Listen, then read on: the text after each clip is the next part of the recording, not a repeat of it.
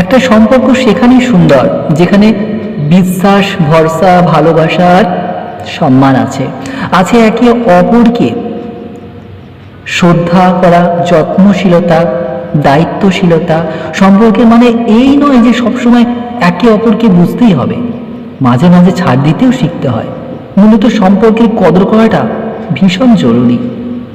একটা সম্পর্কে ভালোবাসার সাথে মান অভিমান, কথা কাটাকাটি হবেই, হঠাৎ রাগে দূরত্ব তৈরি হবে, কিন্তু কিন্তু মনে রাখবে এই দূরত্ব যত তাড়াতাড়ি সম্ভব ঘুচিয়ে নেওয়া প্রয়োজন, ঘুচিয়ে নিতেই হবে।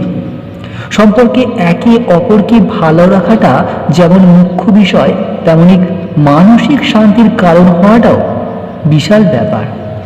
প্রতিটি সম্পর্কে কথা ছোড়াছুড়ি হয়, অভিযোগে ঝুড়ি নিয়ে বসে যাওয়াও যায়। হয়তো ভালোবাসার কমতিতে এমনটা ঘটে। অধিকারের জায়গা থেকে কি আসে? অভিযোগ আসে। এটুকু না ঘটলে অপর দিকের মানুষটা কি করে বুঝতে পারত তার জন্য কতটা ভালোবাসা আছে প্রিয়জনের মনে? যে ভালোবাসার সামান্য কমতিতেই হুলুস থুলুস কাণ্ড পর্যন্ত বেঁধে যায়।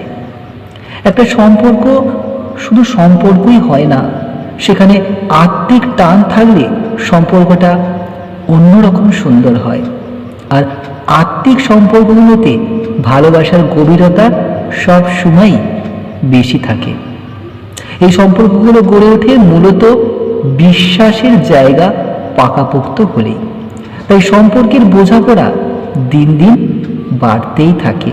সামান্য ঝড় এই ভালোবাসার গল্প থামিয়ে দিতে পারে না। যত দিন যায় ভালোবাসা ততই বৃদ্ধি পায়, কখনো কিন্তু কমে যায় না।